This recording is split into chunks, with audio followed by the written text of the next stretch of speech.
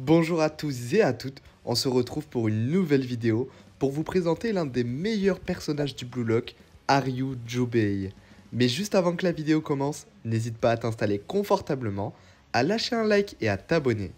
Je tiens aussi à te dire que la chaîne YouTube possède un Discord, donc si tu souhaites le rejoindre pour débattre ou parler du manga, clique sur le lien en description. Sur ce, commençons.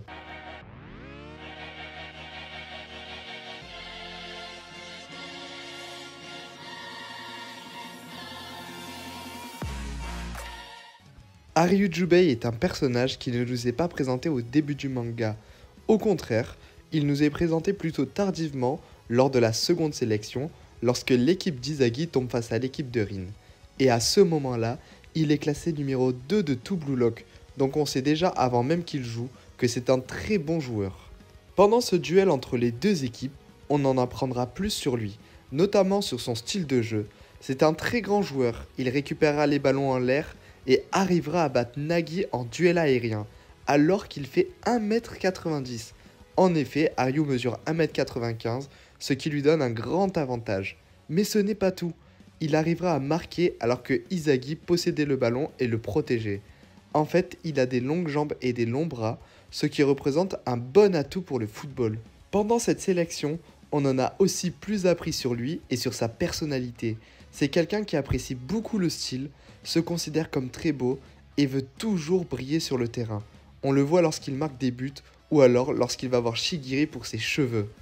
Lors de la troisième sélection, il perdra sa place et ne sera pas dans le top 6, mais arrivera quand même à se qualifier en tant que milieu défenseur droit pour le match contre l'équipe U20.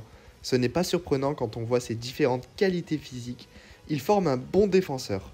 C'est un grand joueur avec une bonne détente lui permettant de gagner ses duels aériens et donc de bloquer les centres ou les passes.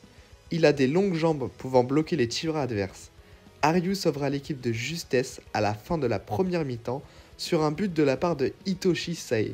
Sans lui, le tir serait clairement passé dans la lucarne. Ensuite, on ne le verra pas beaucoup plus pendant la seconde mi-temps.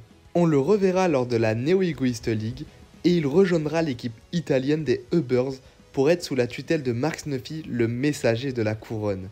Il recevra une première prime à 5 millions de yens, puis montera lors de son second match à 25 millions de yens pour atteindre au chapitre actuel, le 240, les 35 millions de yens et être placé 11e du Blue Lock.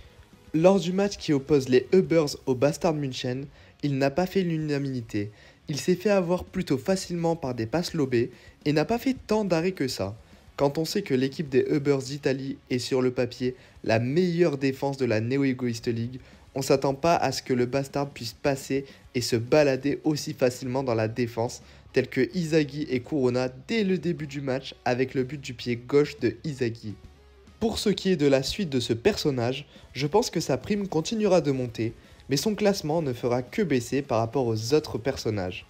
Il est un peu mis de côté selon l'auteur pour laisser place à d'autres défenseurs plus importants comme Lorenzo, Aiku ou Nico. Je pense donc qu'il sera pris par un club d'ici la fin de la Neo Egoist League avec une prime atteignant les 50 millions de yens. Mais malgré tout, j'ai beaucoup de mal à le voir jouer en tant que titulaire lors de la Coupe du Monde U20. Je le vois bien jouer en tant que remplaçant au cas où Nico ou Aryu se blessent, mais pour la défense, je ne pense pas qu'il y aura 4 joueurs. Ego optera pour une formation plutôt offensive, et si un joueur doit prendre sa place de défenseur, à la limite, je pourrais bien voir Tokimitsu qui progresse actuellement avec le PXG et a sûrement des surprises à nous montrer. Personnellement, Aryu Jubei est un personnage que j'apprécie moyennement. Son caractère est plutôt sympathique et drôle, mais en tant que défenseur, je trouve que l'auteur nous le laisse un peu de côté et on n'aura sûrement pas le droit à un flashback de sa part. Donc à mon avis, il va être un peu oublié suite à la Neo Egoist League et on le verra de moins en moins.